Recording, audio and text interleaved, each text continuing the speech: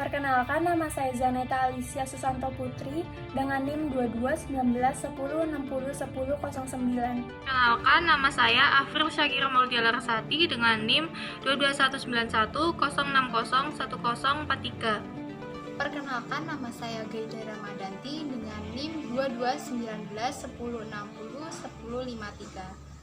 Halo semua, di sini kami akan membahas mengenai dampak pemanasan global terhadap naiknya permukaan air laut.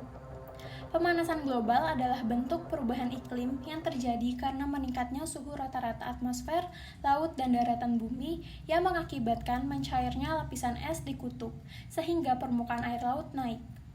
National Wildlife Federation juga menjelaskan bahwa pemanasan global merupakan peristiwa di mana semakin hari bumi semakin panas, hujan dan banjir semakin deras, badai semakin hebat, dan kekeringan semakin menjadi-jadi. Berbagai kejadian tersebut merupakan dampak real yang terjadi akibat adanya pemanasan global di muka bumi.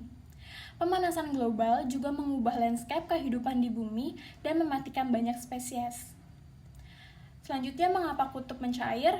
Ahli klimatologi memprediksikan laju kenaikan emisi GRK akan terus mengalami peningkatan di atmosfer pada masa mendatang, yang memacu peningkatan temperatur bumi.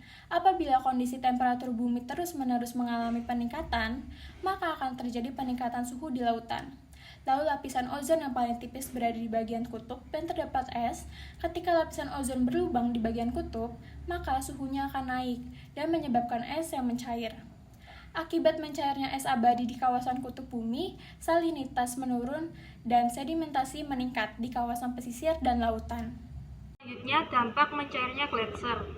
Pemanasan global dapat menaikkan permukaan air laut dikarenakan es yang mencair dapat mengakibatkan bertambahnya volume air sehingga permukaan air laut menjadi naik. Es yang mencair akan menaikkan permukaan air laut secara bertahap.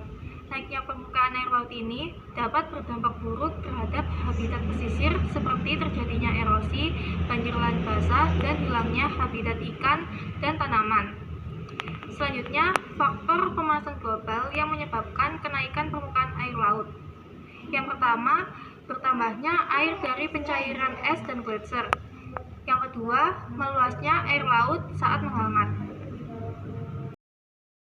IPCC memperhitungkan sejak tahun 1990 permukaan air laut meningkat 2 mm setiap tahunnya.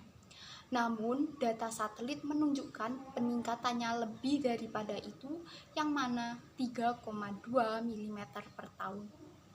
Seperti dokumentasi video yang beredar di sosial media yang mana menunjukkan bahwa adanya tembok penghalang air laut di daerah pesisir Jakarta.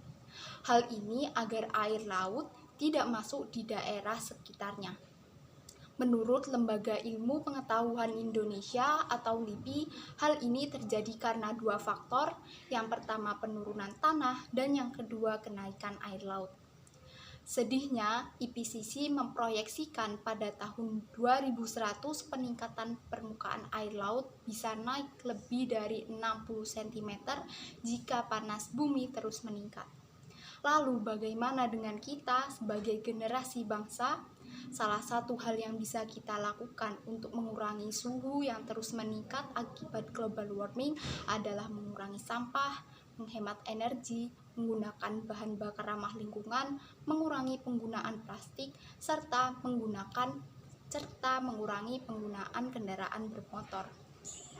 Pesan dari kelompok kami adalah kita sebagai penerus bangsa diharapkan dapat merawat dan menjaga keseimbangan yang ada. Sekian dari kelompok kami. Wassalamualaikum warahmatullahi wabarakatuh.